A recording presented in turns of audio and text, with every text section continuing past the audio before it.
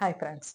நம்ம எல்லாரும் வீட்டுக்குள்ள ஏதாவது பிரச்சனை வந்தது, நம்ம ஒருத்தர் மேல ஒருத்தர் கோவமா இருக்கோம் அப்படின்னா, அதை முதல்ல என்ன பண்ணுவோம்? நம்ம குழந்தைகள்ட்ட காட்டுவோம். அப்புறம் நம்மளுடைய ஆபீஸ்ல போய் காட்டுவோம். ஆபீஸ்ல ஏதாவது பிரச்சனைனா வீட்ல காட்டுறோம். இதுக்கு பேர் என்ன தெரியுமா? டிஸ்பிளேஸ்மெண்ட். இத ஏன் பண்றோம் அப்படிங்கிறத பத்தி இந்த வீடியோல பார்க்கலாம் வாங்க. நம்மளுடைய இயலாமை தான் இதுக்கு காரணம்.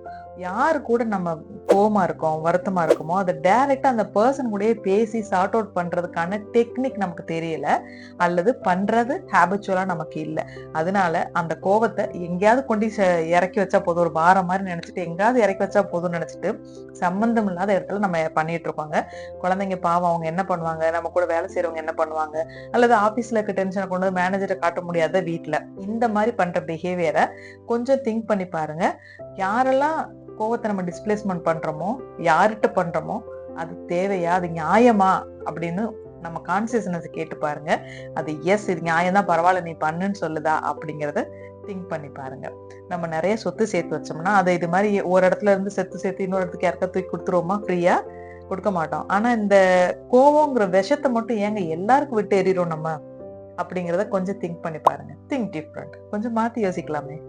நன்றி.